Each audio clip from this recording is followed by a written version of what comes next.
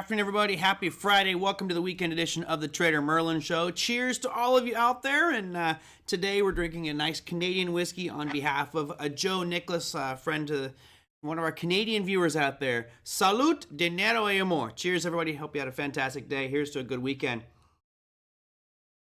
So, Chio and John, good to see you. Yeah, it was fun. I did a show for John Rowland's program today called Market on Close. I don't know if I have that page up here still. If you go to barchart.com, you will see they have a Market on Close session they do every Friday with John Rowland and Thomas Meyer. So great program, and I was on that one today talking a little bit about Bitcoin halving. I'm probably going to do a deeper show on that one, I think next week. I've got one show talking about how to be consistent, and then I do another one that deals with the halving specifically. As you know, that's going to be here April 20th. So time is getting very, very close to that halving. What does it mean? And I'll look at a bunch of different charts where the opportunities may lie. But yeah, we talked about that today. It was interesting. You know, it's one of these events that comes a clock like clockwork. You know when it's going to happen. It's very easy to see when it comes on the timeline. And then how do you act on it? How do we make money off of that event? So we'll talk about that one in the next week. So John, let me know what day you want to come on. You're always welcome on the program, my friend. Just give me a day. I have no guests scheduled. I don't do usually guests anymore, but happy to have you on anytime. Colombia. Andres in Colombia? Nice. Colombia came up on one of my trivia rounds the other night. Yeah, Colombia came up on my trivia. Anyway, let's start things off. As you see from the graphic here, Trading Week wrap-up is I've got chocolate on there, cacao, and I want to talk about cacao. I want to talk about gold, silver. Man, I'm going to be totally distraught over my silver trade here because it still just keeps on going and going and going.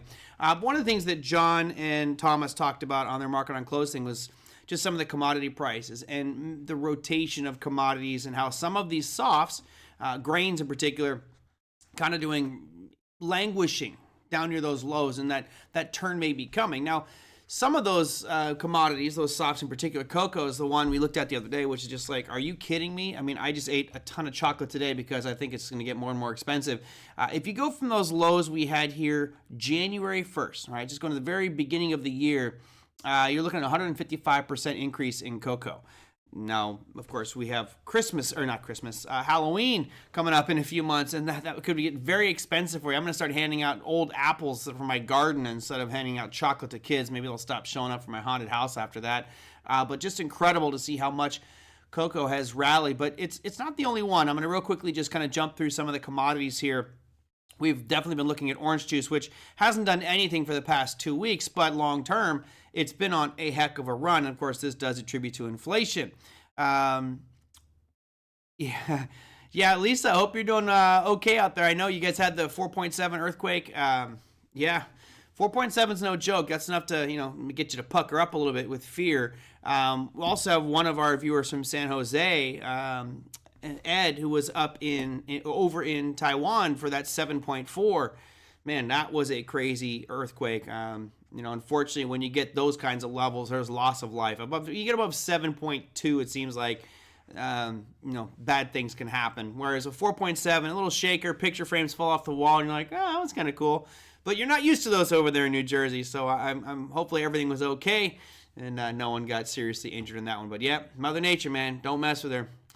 It's one of those endearing questions of which would you rather have? Would you rather have an earthquake or like a tornado? And for me, no brainer, I'll take an earthquake because I don't have to prepare for it. It just boom, it hits. You're like, oh, okay, I'll ride this out. And hopefully it doesn't get too bad. But tornado, it's like I gotta go and hide under the stairs. It's just, not good. And it's just coming and tears apart the house. Yeah. No, Taiwan was bad. Anyway, I'll move on. And as Margaret says here, weather is a big influence on orange juice. Absolutely. And this is why I don't trade orange juice. This is why I don't trade cocoa, because I don't know the mechanics. I'm not watching the weather of the growing regions. Of course, one of the larger growing regions now is California. So we've had a big, pretty heavy winter and a lot of cold weather. Does that mean that we're going to see bad orange production? I don't particularly trade those markets because that's a level of understanding and attention that, I'll be honest, I just don't have. Now others, if you become a specialist at it, one of my friends, Don Dawson, who I've been meaning to reach out and get him on the program, Don Dawson is very specialized. He will focus on a couple of different commodities, and he knows every single thing about them. It's amazing to me the knowledge that this guy has, but that's an area of specialty. I think that one of my deficiencies as a trader is I'm so dispersed in so many different asset classes. I trade stocks, I trade options, I trade futures, I trade currencies, a little bit less on the currencies these days, particularly the spot. But there's so many different things I'm looking at. I dilute my understanding of all of them very well. I know a lot about a little, I would say, as opposed to just focusing on, you can imagine someone who just focuses on cocoa or orange juice or cotton, wheat, or soybeans as their one thing they trade. Oh, they'll know that inside and out, which is why I love having, John Rowland on the program. John was a natural gas trader. What do you think he knew the most about? Natural gas. He knows all the little details and other commodities because that was his main thing he traded in those pits on the NYMEX. So, anyway, these commodity prices have been absolutely crazy. I'm going to run through the list here because we've been looking at some that have just been rocking to the upside. Well, cotton has just fallen off a cliff over the past 4 trading sessions. I mean, that's a pretty significant slide for the price of cotton. Just in the last 4 days, we've seen it drop about 7.5%. Over the past couple of weeks, it's down much more than that. You're talking almost 17%. So some values are dropping. And what I don't know is, when we talk about the impacts of these commodities on inflation, that's been kind of my hammering point all year, has been you're watching energy prices surge. I think that that's going to keep on continuing. How much damage does that do on the inflation numbers that the Fed is really hanging their hat on with regards to rates? So if we see the price of cotton declining and okay, well, this is going to ease inflation a little bit. But my assumption, probably a naive one, is that cotton is a very, very, very, very, very small portion of the impact on CPI numbers or core PCE price index. However, there were a couple other things here that were disturbing. Number one is I'm watching this lean hog. So the past couple of weeks for lean hogs has been a pretty big rally, 6.27%. I am a fan of bacon. Sorry to all the vegetarians out there. I apologize, but I do love myself some bacon. This is certainly going to impact the price of food. You're not going to see the Hormel just leave their price of bacon as it is when their prices increase 6.27%, unless they're hedging with futures, of course. The only other positive note here would be live cattle. Live cattle over the past 15 trading sessions down about 6.32%. So that's a relief. I will hopefully find myself a good deal on some ribeye and have a little barbecue this weekend. You look at other things like corn futures. Okay, we've been sideways for a while, but corn is at a precipitous decline here over the past 1.5 to 2 years, down around 49%. We got wheat stuck near the bottom, and this is kind of the one that John was looking at, saying, wheat, you're just kind of a seasonal low here. This does look like it's poised to have a return at some point because the cost is just near the base, right? You're now what the cost it is for farmers. So where's the profit in that? Typically, think that's when things start to turn. Andre says commodities come back with a vengeance. Boy, do they! Man, they scream. They have crazy moves, and that's a dangerous piece about being a commodities futures trader. Natural gas, just kind of stuck near those lows. The expectation is it's probably going to stay this way for a while. I don't see any real big changes happening there. Let me run through our top markets here, and then I'll go to listener questions, which I've had a few. We had Bitcoin down today. Just so you know, in this discussion that I had with John Rowland and Thomas Meyer over at barchart.com, everyone I think is bullish on Bitcoin post-halving. I'm just going to set up next week's show, which is going to be specifically on the halving, where I need to start building out some content. I am not bullish on Bitcoin after the halving. Let me make that. I am not bullish. I'm actually bearish on Bitcoin after the halving. I think you're going to see after April 20th, when the halving occurs, I think you're going to see a sell-off in Bitcoin over the next couple of weeks. And that might be a significant drawback. You'll be talking like maybe 15, 20% pullback in the price of Bitcoin. And then I think you'll start to see it rally back up for a huge run into next year. But don't think just because the halving happens that all of a sudden things go parabolic to the upside. I actually think it's going to be the contrary on this move. All right. So Bitcoin is your worst performer, down 1.58%. Markets did not do what I thought they were going to do today. It was funny because in my other account, I was actually looking at shorting silver, which would be ironic because I have long silver predominantly. I'm all long silver, and I actually thought about shorting it. Today, for anybody who was trading that dollar index, you actually had that follow through we talked about off this hammer formation. Talked about a break above 104.26. It did that handily today, ripped significantly higher, and then came back down pretty much unchanged on the day, up just 0.07. So all in all, an unchanged day, but there was a lot of intraday action. Now, the trend still continues for crude oil. Broke yesterday's high, which broke yesterday's high, which broke yesterday's high, which broke it. I could just say that on and on and on for about a week. Again, 0.37% gain for crude oil to 86.91.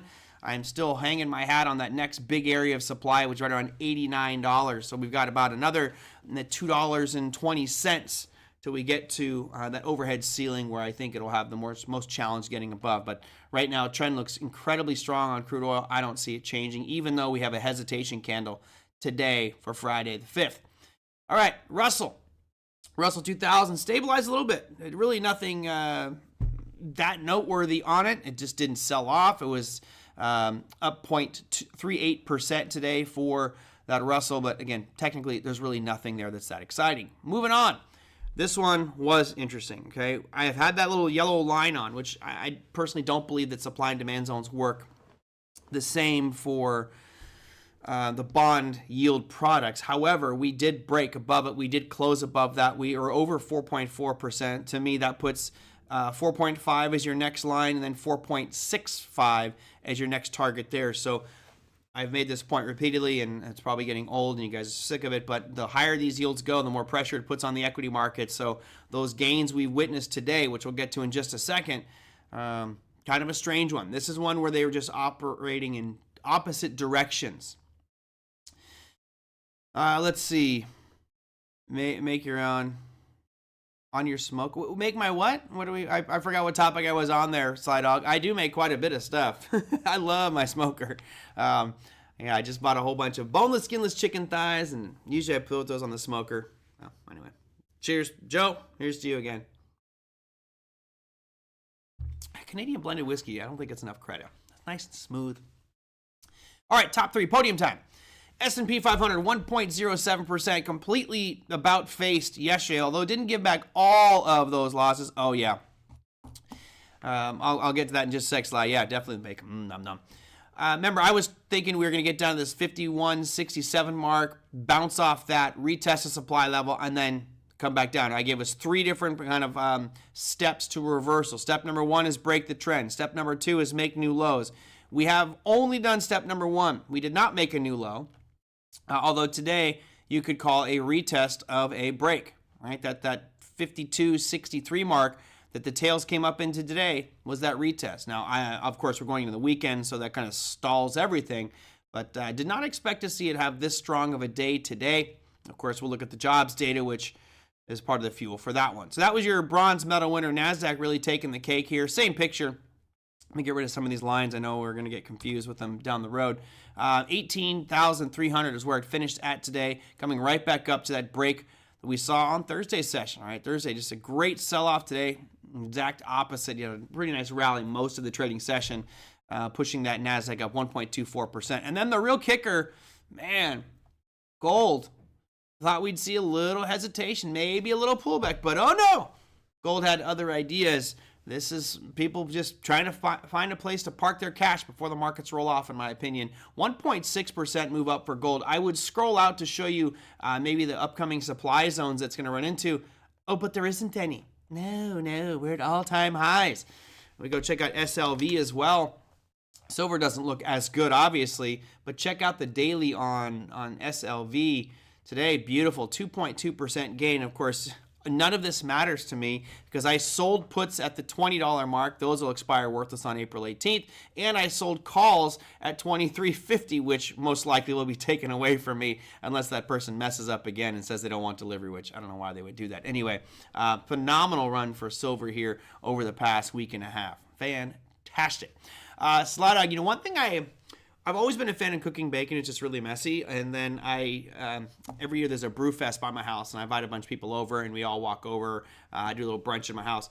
Cooking bacon on like a frying pan for 15 people, a little bit much. Take some parchment, get cookie sheet trays, and just load it up. Best way to do it. No spitting of the bacon. Doesn't get all over the place. Comes out perfect. Oh, parchment and bacon. I forget the temperature. I think it was 400 that you're supposed to cook it up. But man, it was awesome. Do I ever roll my calls in silver? No. No particular reason why, Lisa. I don't. I thought about it, but no. I'm just gonna leave it. If they get taken, they get taken.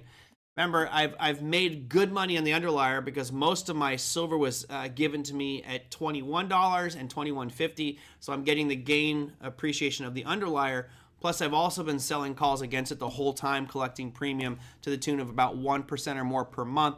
So no, didn't. I don't know why, Lisa. I really don't. I haven't. I just don't do it. Not that there's anything wrong with that. There you go. I guess I'm not telling anybody anything new here. Bacon on parchment, good stuff. What are trades? Let me just show you trades that are done for me. Tesla, as I mentioned yesterday or earlier this week, I think it was Tuesday or Wednesday, I sold puts on Tesla at 160. I was pretty happy about that. I would be very happy to own Tesla at 160. There was a great premium. It really was a really good rate of return for the period of 3 days. Those expired worthless today, and I didn't have any other options expiring this Friday. As you guys know, I did sell the April 19th Procter & Gamble puts at 152.50. Those are going to be fine. I don't see anything going on there. Things that have been following, GoEV continues to slide down another 5% today. Rivian slow selling off also down at 10.10. I'm really torn on this one, and I'm curious what you guys think. I like Rivian. I think that they make a great vehicle. It's getting really good reviews. It's certainly better than a lot of the other stuff that's out there. $10.10 is where it's at right now. If you look back to its early days, well off those highs. I mean, it's just falling apart, and it makes me question their fundamentals from a financial perspective. I'm debating selling the 10s again here. Maybe just do it at the money for the week or something, because I would like to own Rivian long term, but the chart does not speak well of what's going on with Rivian, right? It just does not. I mean, you're basically hitting an all-time low. The all-time low that we achieved on Rivian, let's see, February 23rd had a low of 10.06, and then today we hit an intraday low of 10.01. So this is really the lowest that we've ever been on Rivian, and I don't know. It just feels like you guys always hear me say the trend is your friend till the bend at the end. I don't think Rivian's going to fold up and disappear. I think they got too many partners, too many connections. It's just how low can this share price go before it rebounds? So what would you guys say? Would you think it's nuts to sell the $10 puts here? I would probably do those weekly. Maybe I'll do them on Monday and see, because I'm okay to own Rivian. I already own 1,000 shares of it, 1131. So I'm already underwater, $1,300 on that one, but it's okay. I'm fine adding more to that position. I'm not too concerned. But I'm curious what you guys think. All right, let me see. What does Chio say? Just asking. Bet you get good premium if you roll since you're deep in the money.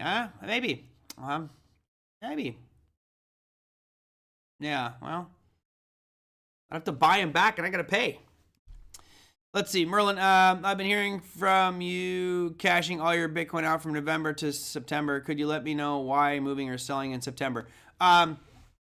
So November is the historical time where that 4-year cycle of Bitcoin ends, and it falls 70 to 85% over the next year. It's happened 3 times already. No reason why it wouldn't happen again.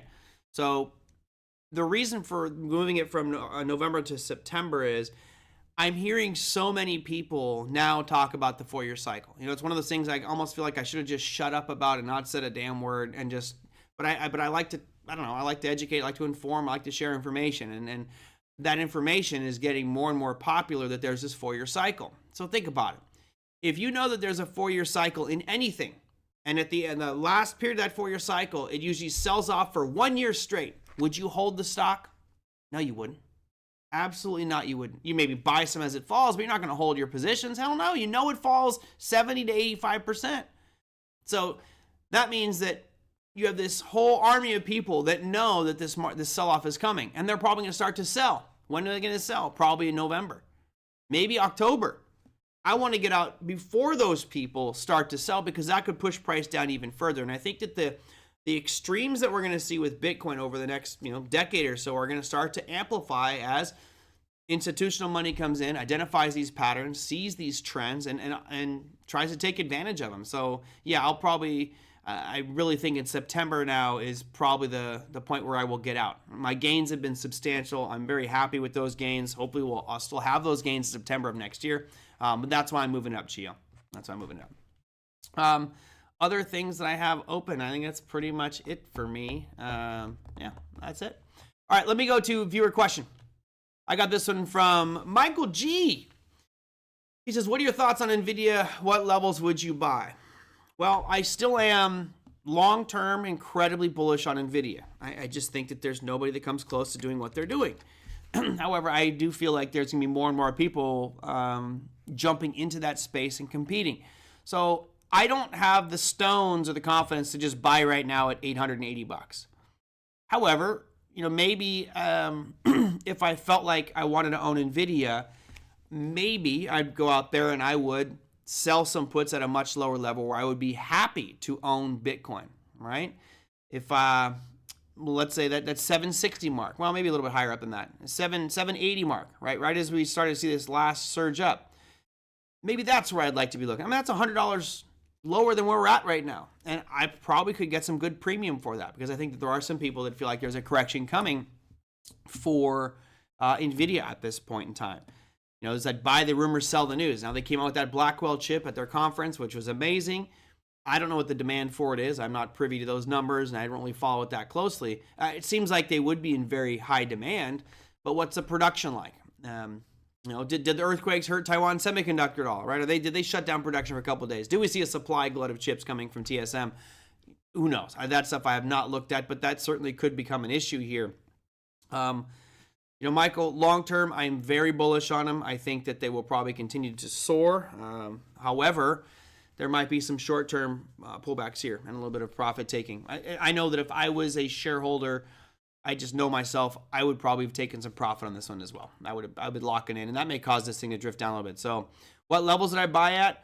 The only level that I look at here that I just really calls to me is once it closes this gap and hits this hammer formation about 680. That's $200 off current value, which would be about a 20%. It's a little bit less than 20% slide from current values today. Put it right there. You're looking at 22% slide from current levels. Let's see if we get down there. Hey, Gary, good to see you. Yeah, mum's the word on Bitcoin. Yeah, I know. I'm going to let everybody know when I'm selling, and I'll probably even show you all the transactions to prove it. Actually, do that, but I'll probably September, probably when I get rid of it all. Chloe Ping Crypto, Emerald, what's your target for a Bitcoin retracement? According to history, Bitcoin pulls back for 3 months before the halving. Do you see that happening this time? I don't see it happening before the halving. So let's go look at Bitcoin's price chart here. And I'm going to go to the spot price, not the futures market. 1 second here as I bring that one up for you guys. So here's your BTC USD, and I'm going to change this out to a weekly so we can see just a bit more time on this one. It obviously has had a monumental run. I mean, I know we got several people here who are long Bitcoin like I am. This has been absolutely fantastic. We're loving it. However, I want to do a show next week which talks more about the potential pullback here. Could we see this thing drop down to that 50,000 level? I think you can. But that has a lot to do with the miners, which I'll look at the math behind that next week. You get 51,000, 52,000 is that last rally-based rally out of there. In my opinion, that's in the worst case scenario, that's where we're headed to. Now, for that to happen, we're going to have to break some of these intermediate term lows. Going back to the 62,000, we got to get below those levels. And I do think that that's possible. There's some math behind the dilemma of the miners that I find concerning, which may actually push prices down even more. So we'll have to wait and see. I'm not saying that we're going to have a big crash, but the dominoes are starting to line up in that vein, which tells me that we're going to have a pullback. So I think what will happen is in April, end of April, right, in a few weeks from now, from the 21st of April on to maybe, let's see, April, May, June. In the middle of June, I think you're going to see Bitcoin go lower. I definitely think you're going to see it drop. As Joe says, hey, Joe, cheers. I gave you a shout out at the open. I don't know if you were there earlier, but drinking some Canadian whiskey, so thank you. I even gave you a toast. I said, what'd you said, Prost, danke, salute. There you go. Cheers. Happy Friday, brother. Yeah, I think Joe's right. If it does, BTFD. Buy the friggin' dip, right? Buy the dip. If that happens, if we drop back down to the 50 range or something, buy the dip. Because history has shown that the long-term trend after the halving is significantly up, although shortly after it's kind of sideways and choppy. It's about 3 to 6 months after the halving that it really starts to go parabolic based off the last 3 halving situations. So I'm not waiting for April 21st going, here we go, rocket ship. I actually think we're going to see sell-off and some profit taking, but I'm diamond handsing it. I got no problem. Sell off. I won't be selling until September of next year. But that's my status at this point. Chloe says, could you please do a show on Bitcoin mining? Yeah, I could do that.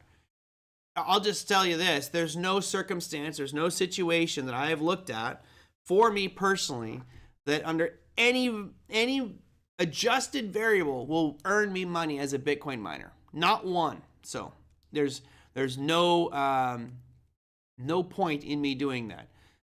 Yeah, it's actually April 20th. So here's your live countdown. If you want to just get the actual, here's your countdown. It should happen right. Well, I guess Chloe, it depends which time zone you're in. So Chloe, yeah, you're right. It will be. I think actually, well, either way, it's gonna be 2 a.m., 2:40 a.m., right around 2:40 a.m., April 20th. I love that. I will be in Las Vegas, and at 2:40 a.m., I will probably be at a casino in Las Vegas having a great old time, as I'm going to be gone the 18th, 19th, 20th, and 21st. I'll be in Las Vegas to go see Fish at the Sphere. It's going to cost me $60,000. No, it's an expensive show, I will tell you that. Very, very, very expensive trip. Anyway, yeah, this is the halving when it will come, and we'll talk more about it next week, I think, as we get into it. But, you know, those that look at mining as a viable opportunity, really depends where you live. The odds are it does not make any monetary sense for you. So maybe I'll do a little show on that one next week. I'll talk a bit about it. Don't bring too much money if you go to Vegas. I actually do well in Vegas. I'm knocking on wood. I have done very well. I'm a blackjack player. I'm not going to say I'm a card counter. I'm a probability person. And my strategy, people hate my strategy. They don't like the way I play. But I don't care because it's about my money and I've done very well. So hopefully I will make enough to pay for all those Fish tickets. It's like $1,000 a night to go see this show. Crazy. But when you're an addict like I am to the Fish band, you got to do it. All right. So Michael G, to your question. What are my thoughts on Nvidia? Very bullish. Where would I buy it? Oh, man, it's tough to say where I would buy Nvidia. I would certainly want to buy it at a deep discount. That 680 line really does appeal to me, but I'm not long Nvidia right now. I know several people here are. Is that a porn show? No, Linda, Fish is not a porn show. I was propositioned at an adult conference in Las Vegas before. That was where I was playing blackjack, and this couple sat down next to me and asked me if I wanted to be in a video. I was like, no, absolutely not. Nope. Can you blur out my face? Yeah, no. This is the band Fish. Music. What was the other question I had? No, this is more of a statement. I think it's interesting, and maybe I'll just dive into this to offer some thoughts like Don Fron and I had last Friday about robotics. And he says, do you think those McDonald's employees can make ends meet? It's a tough life for a majority of Americans. It really is. It is a very difficult time for certain individuals in different parts of the United States. And I think the old American dream, which is you can do anything you want to do, I do believe personally that reigns true. I really do think that you can achieve anything you want. However, I think that the challenge in that is, as we go forward, some of those opportunities may disappear because of AI, etc. So, McDonald's, there's some crazy statistic that like 30% of Americans have worked at McDonald's or some crazy stat like that. I don't know if that's true or not, but it's a gateway job, right? No one works a 30-year career and is like, hey, I'm working the counter at McDonald's, right? It's a stepping stone position. Maybe you get started working there and then you work your way up to something else, maybe pay your way through school. But to your point, Naum, can they make their ends meet? Well, given the fact that minimum wages numbers have been going up in different states, yeah. I think they can make ends meet. It's just not the most glamorous, and they're not, living lavish. If you are someone who has a job at McDonald's, you can't be going out and go, I'm going to buy myself a new BMW. All right. Again, it's about understanding your personal situation and your budget. But can they make ends meet? Depending on where they live and how they spend their money, yes, absolutely. I think you'd absolutely make ends meet. How do I think that I could work part-time at McDonald's in Newport Beach and live in Newport Beach? Probably not, right? One thing that I find interesting in this whole, making ends meet discussion is, what's the reality? What's going to happen with McDonald's, right? Over the next few years, I don't know if you're going to have more than one human at McDonald's working there. It will probably be an automated assembly line for food, whether that's robotics or just conveyor belt machines putting things together. They already have the kiosks where you input your own order. So, while they may be struggling to make ends meet with those jobs may be disappearing. And what that means to a company like McDonald's, in my opinion, is improved efficiency. And now I look at the price chart of McDonald's, which has really fallen off a cliff over the past couple weeks. I'm really surprised to see how much McDonald's has fallen. For those that listen to podcasts, I will tell you, from its peak that we had back here in January of this year, we were trading at, one sec, it's blocked by my USD chart there. Its peak was $302.39, and now you're at $266. So you've fallen about 12% of McDonald's. And, do we go even lower from here? I'll tell you, long term, I'll probably want to be a buyer of McDonald's, although I might want to wait till we get to some lower levels. But McDonald's is going to continue to perform. I mean, it's cheap, easy food, particularly when people go through financial hardships. It's like, oh, I'm going to go to the cheapest place possible. That said, McDonald's prices have increased a lot. I think some of you may be McDonald's shoppers, and you realize that the prices have gone up quite a bit. The food should be much cleaner with robotics. Oh, if I could tell you stories. I don't want to offend anybody. I worked as a deli clerk when I was 15 years old in Northern California. And, you want to give everybody the best service. At least I speak for myself. One thing I think everybody here knows, and if you don't know this, you better know this. Don't ever insult or piss off the person that is touching your food before you get it, right? If you say some comment or you're rude to somebody, expect to get something nasty in your food, man. Just bad. So I think that you're going to see these jobs disappear now, and that ushers in a different question. Your question was, can they make ends meet with those money they make at McDonald's? I think now they're going to be looking for different jobs. And if we replace a lot of those entry-level jobs that are just such basic skill sets, which are great starter points, right? Where do they go? Where are those people going to get jobs at? And I don't know the answer to it. It's just something that the future will unfold to us as we go. And I think that this discussion of AI and robotics is going to become much more compelling over the years. Now, most of you are older. You've already gone through your work history. You've got a solid job. But think about people coming into the workforce, like kids today. You're just graduating college. It's 2025. It's okay. Where am I going to go work? I'm sorry. We've lost 50% of our jobs because AI can do a better job than you can. What you just learned over 4 years or 5 or 8 years of college, we've programmed into artificial intelligence, and it knows everything that you know plus 1,000 times more.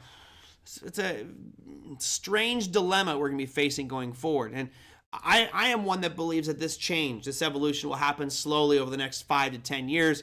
Don Franz says he thinks next year or two we're losing 50% of our workforce. Either way, change is coming, and I think it's almost irrefutable to see that change coming. See you, Thomasina. Have a great weekend. Hope you do something fun. Chloe, live in Sweden, and things are so expensive now. Hamburgers are becoming a mini.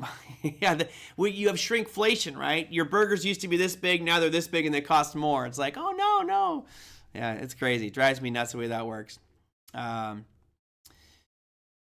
China, you would never say, you never be rude to people that serve your food. Smile, be very courteous. Even if you hate your waitress, be really smiley, and you look wonderful today. Yeah. One of my favorite movies is called Super Troopers. There's a whole restaurant scene. It's like, could you hold the spit on that cop's burger? Oh, God. Never. Fast food. Dangerous. What else did we have? That was it. So I had the McDonald's question. I had the Nvidia question. I had a Tesla question. And I think I covered all the questions that came in. I thought I had more than that, but maybe I just didn't add them to my graphic up here. Now, one of the other questions that someone was asking me is all about the 10-year. And I'm like, well, I'll be honest. I don't know where interest rates are going to go. I have an assumption about where rates are going to go, and I already pointed that one out. I do think you're going to see yields increase. Now, Big Eb, who's in here, thinks they're going to go the other way. I already wrote on the screen, Big Eb owes me a beer. I need to put by the end of the year, right? You said by the end of the year. So let's put a vertical line on here. Big Eb, I'm looking forward to that one. I'll come down. We'll go to, what's that place in PB? Moondoggies. I'm getting a beer at Moondoggies. Been a long time since I've been to old Moondoggies. Anyway, Big Eb says, I think rates are going to be under 4% by the end of the year. And they could be. However, if you look at the way they're going right now, it feels like they're going higher and higher and higher. And then I'm not going to buck that trend. We just broke out with a close above this yellow box, which is significant. We could see it keep on going there. The trades are exploding right now. People don't want to invest $200,000 in a yeah, absolutely. I wouldn't either. I mean, the only way you do it nowadays is if hoping that you might get written off, right? Under this whole Biden erase college debt piece. But yeah, you're not going to go wrong with a trade profession, at least for now. I doubt we're going to see a Tesla robot becoming a full-on electrician anytime soon. 40 years? Yeah, probably going to be robotic. Honestly, guys, in 40 years, you're going to have a robot in your house that will do all the work you needed to do. Oh, can you fix that outlet? Can you change that light bulb? Could you, turn off the water lines? Mow my lawn? We'll just program all those tasks in, but I think that's going to take a long time. It's the repetitive tasks like flipping burgers, maybe data entry stuff will be replaced pretty soon. I wish you could start your own live earlier. So, yeah, sorry. I know Sweden's a funny, different place. Guys, let me just wrap up here. I'm going to do it earlier, but because Chloe is here, I want to tell you a really funny story. We're switching away from trading. It's Friday. I got a nice glass of Canadian whiskey. This is a funny one, and this is to make Chloe smile here. This is a fun one. So as many of you know, I lived in Italy. Lived in Milan for several years. Loved it. It was one of my favorite times. So a friend of mine was getting married, and he's from Stockholm. He comes from a pretty prominent family. So we were right at the main Stockholm harbor, just a couple of blocks up. They've got a huge house, and they gave me a little apartment. And he said, would you like to DJ my wedding? Sure, love to DJ. In Sweden, look, all I got to do is play ABBA, right? Play ABBA and Just D, which is the Beastie Boys equivalent in Sweden. Anyway, I go to this wedding. It's beautiful, fun. The Swedish weddings are a completely different ballgame, guys. I think they're way better than what we do today. So I DJ this wedding. Everything's fine and dandy. And before, when I arrived there, I was at their house with all of his family. His mother and father are there, and they're long old money from Sweden. And I brought him a nice bottle of Brunello di Montepulciano, 1996, which is a phenomenal, rare red wine from Italy. So I walk in and I hand him this bottle, and his dad was like, "Oh!" starts drinking it right away. And I go, "Look, I've never been to Sweden before. Love it. Looks beautiful. But like, if I meet a girl or meet someone, like, how would I just introduce myself?" And I could see my friend Stefan, who was the guy getting married. He was just about to say something. His dad pushed his hand down and goes, this is easy. You say Smiska me. I'm like, oh, so Smiska me. And they made me pronounce it. The whole family's going, Smiska me, Smiska me. Okay, great. So I go to this bar, and if you haven't been to Stockholm, Sweden, they're all like 5'8" to 6 foot tall, blonde with the most blue eyes you could possibly imagine. They're all unbelievably friendly. It's just ridiculous. It's torture. So I go to this bar, I'm leaning up against the bar, and I look over to my left, and there's this beautiful, stunning, 20-something-year-old, and I just lean in, I'm nodding because I'm kind of shy, believe it or not. Behind the camera, I'm not, but I'm leaning forward, and she looks at me, and she smiles, and I just go, Smiska me! And the look on her face goes, and I was like, shoot, I said it wrong. So I said, I gotta go, Smiska me? So she walks over to me. She comes around. She comes right up behind me. And from downtown, she reaches back and she slaps my butt as hard as you could possibly hit someone on the ass. And I was like, what? I go, what was that for? She goes, you just told me to spank you. And right away, I was cursing my buddy's dad, like, oh! I'm like, man, that is the best icebreaker ever.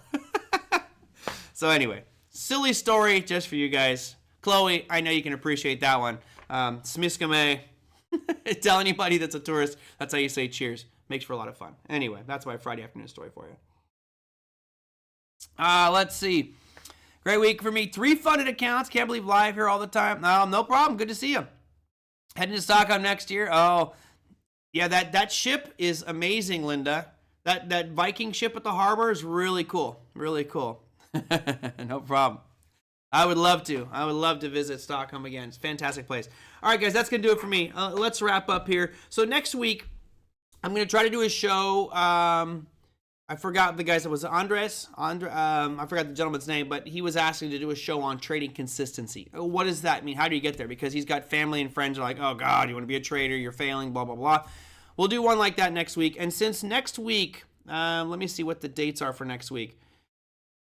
I'm either going to do it next week or the first part of the week of the 15th would be going over the Bitcoin halving in detail. And I think I may actually save that one to get when we get closer to the halving. Of course, the halving will be on the 20th. I will be leaving on the 18th. So I'll just do a show Monday, Tuesday, Wednesday of the following week. So we'll keep it simple there. Yeah, and I am going to have John Rowland on the program next week, which I think he just texted me. So let me make sure. Let me verify. Trust but verify. John will be on Thursday, so I have John Rowland on the program. If you haven't seen John Rowland, you guys should definitely come and join us. He is a wealth of knowledge. He's a chartered market technician, which is CMT, which puts you on a whole nother level of technical analysis and understanding of the markets, plus years of trading experience on the NYMEX, New York Mercantile Exchange. So it should be a fun one for everybody. If you have things you would like me to ask John or cover for next week, easy. Email me. You can just email me at the name on your screen, which is TraderMerlin@gmail.com, or put them down below any of the YouTube videos. I'm always happy when you guys comment down there, and hopefully I can get your questions brought onto today's show like I did for Naum and for Michael G. That's it. Thank you guys so much. Have a amazing weekend. Go do something fun. Hopefully it'll be a nice weekend for y'all. I'm going to go to the beach and enjoy some sunshine. So thank you guys so much. Have a great weekend. I will see you on Monday. Take care.